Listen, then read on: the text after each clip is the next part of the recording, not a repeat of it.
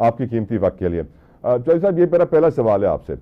आज जो अडियाला में समाअत हुई, जिसमें बहुत सारी गुफ्तगू भी हुई आपके लीडरान के दरमियान, इतवार तक की डेडलाइन दे दी गई है, तवक्को की जा रही है कि हुकूमत की तरफ से पहल की जाएगी, और हुकूमत ने पहल नहीं की तो सिविल नाफरमानी की कॉल को आगे बढ़ाया जाएगा। आप समझते हैं कि संडे तक हुकूमत होश के नाखून ले लेगी, आगाज करेगी मुज़ाकरात का, या you don't expect that to happen, you just buying time? नहीं, देखिए, इस पर दो राय हैं।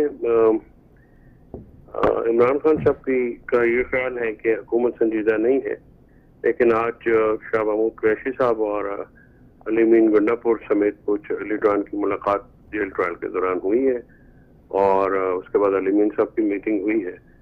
तो हुकूमत जो है उस पर मुज़ाकरात में वो पेशरफ्त की उम्मीद है कि ये मामला आगे बढ़ेगा और हुकूमत जो है कोई होश के नाखून लेगी। देखिए, इस वक्त मामला जो है किसी एक फ्रीक का, एक पार्टी का नहीं है, पाकिस्तान का मामला है। पाकिस्तान को जरूरत है कि इस वक्त अदम इस्तेहकाम जो सियासी है, मुआशी है, लॉ एंड ऑर्डर की सिचुएशन है, उस पर सीरियसली तवज्जो दी जाए और अपने अपने जो ईगो से हुकूमत को हट के जो है वो बात करनी है, लोगों के वसीतर मुफाद में बात करनी है, पाकिस्तान के वसीतर मुफाद में करनी है, ताकि मुल्क स्टेबल हो और आगे चले। और इस वक्त मुल्क को जरूरत है पाकिस्तान, इमरान खान की, पाकिस्तान में नुमाइंदा हुकूमत की जरूरत है।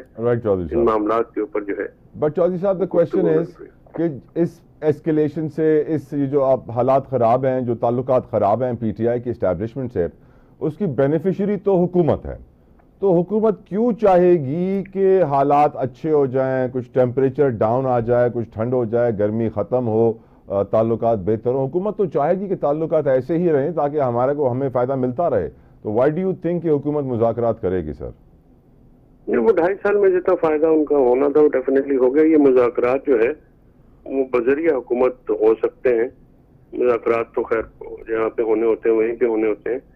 बिल्कुल आपकी बात में वजन है, दोस्त, मेरा भी ये I share the same opinion कि हुकूमत जो है वो इस क्योस की बेनिफिशरी है, और वो नहीं चाहते कि सूरत मामूल पे हैं, जिसमें वज़ीर आला पंजाब और वज़ीर आज़म जो इस वक्त फॉर्म 47 के वज़ीर आज़म है, उनकी यही ख्वाहिश भी है, और वही इसी का वो सबोटाज करने के लिए भी हमेशा अपना रोल अदा करते हैं। वो कंस्ट्रक्टिव टॉक्स के ऊपर नहीं जाना चाहते, लेकिन आई एम श्योर कि उस पार्टी में ये तो नहीं हो सकता कि कोई लोग अकल वाले ना हो और सारे इतने लालची हो या इस कदर हवस के मामलात हो। बिल्कुल मेरे ख्याल में कि सर ये बताइए सर, शेर अफजल मरवत कहते हैं कि इमरान खान को 190 मिलियन पाउंड केस में 14 साल कैद की सजा वो एक्सपेक्ट कर रहे हैं कि होगी। आपका भी सर आपको भी यही एक्सपेक्टेशन है? देखिए, शेर अफजल मरवत साहब तो ज़रा अपना उनकी ओपिनियन है। सजा तो मेरे ख्याल में तो अलकादर वाला बिल्कुल कोई भी नहीं है, ना उसमें कोई क्रिमिनल प्रोसीड्स का एविडेंस है, ना ही कोई पर्सनल बेनिफिट का कोई एविडेंस है। लेकिन लगता है ऐसा ही। ट्रैक रिकॉर्ड देखे ना सर? जी बिल्कुल, मैं वही कह रहा हूँ कि सियासी सजाएं हैं, वो सियासी सजाएं हो सकती हैं। अब क्योंकि हमारा कुछ डेकोरम भी होता है, अगर ये फैसला साइफर या दूसरे इद्दत केस या टोशा खाना केस की तरह आएगा तो मुझे हैरानगी नहीं होगी। लेकिन अगर इसमें कोई एक्विटल होता है या कुछ होता है तो फिर मैं वाकई हैरान होऊंगा, क्योंकि इस वक्त अदालत जिस दबाव में काम कर रही है, या जिस तरह से सारा ट्रायल कर रहा है, रात को 8:30 बजे अदालत में लाइट जाने तक जो है वो कंटिन्यू किया गया, तो बड़ी बिल्कुल ठीक यकबस्ता माहौल था, मौसम था। बिल्कुल ठीक। सर ये बताइए अमेरिका ने जो पाबंदी लगाई है बैलिस्टिक मिसाइल से मुंसलिक 4 कंपनियों के ऊपर कि वो पाकिस्तान के साथ डील नहीं कर सकती, और हम ये जानते हैं कि आने वाले वक्त में 20 जनवरी को ट्रंप ओहदा संभालेंगे, और टाइम बाइंड टेक्निक्स और ये वक्त हासिल करने की कोशिशों की बात इसीलिए की जा रही है कि 20 जनवरी के बाद सिचुएशन में क्लैरिटी आएगी। सर चौधरी साहब, अब पाकिस्तान की तारीख गवाह है, मुशर्रफ ने भी जब नवाज शरीफ को जेल में डाला था तो सऊदी अरब ने ही आके नवाज शरीफ को निकाला था, नहीं तो नवाज शरीफ के बड़े केसेस थे वो भी नहीं निकलने वाले थे। अगले 10 सालों तक केसेस बनते रहते थे, एक से निकलते दूसरे से निकलते, वही जो इमरान खान के साथ हो रहा है। इस बात में भी कोई शक नहीं कि इंटरनेशनल एस्टैब्लिशमेंट की पावर्स कितनी है, क्योंकि वो चाहें तो किसी को भी अपने दबाव में ला सकते हैं, स्पेशली ऐसे मुल्क जो पहले मकरूज हों, कर्जे पे चल रहे हों, उनको 2-4 अरब डॉलर मिलते हैं तो वो 2-3 सालों के लिए वहाँ पे मुआशी इस्तेहकाम आ जाता है। IMF उनसे नाराज हो जाए, अमेरिका नाराज तो IMF नाराज।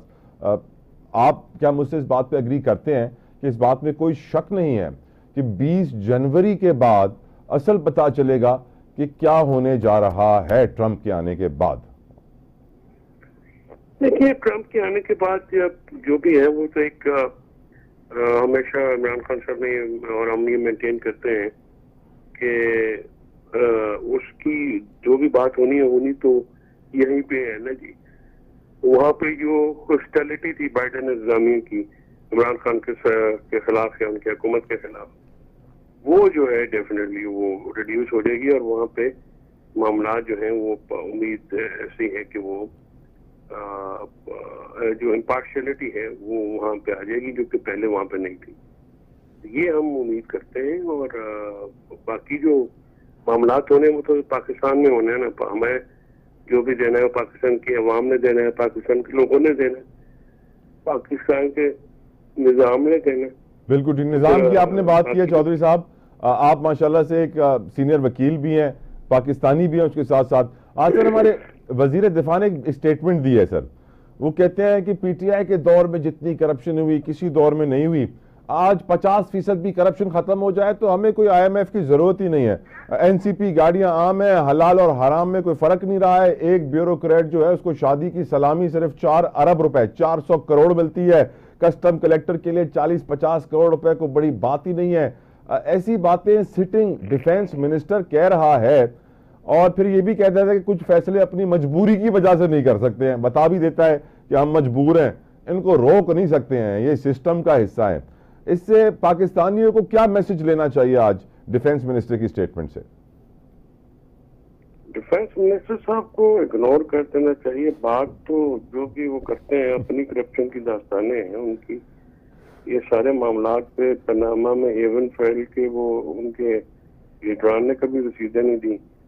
खुद दुबई में जो है ये कामे पे थे, उस वक्त बंदयाल साहब ने पता नहीं किस बुनियाद के ऊपर इनको किसी के कहने पे छोड़ दिया होगा या जो भी था। खुद भी हर वक्त ये पैरों में पड़ जाते हैं। तो वो डिफेंस मिनिस्टर की बात का जवाब देना और वो तो किसी बात करते हैं हमेशा, उसमें कोई सेंस होती नहीं है।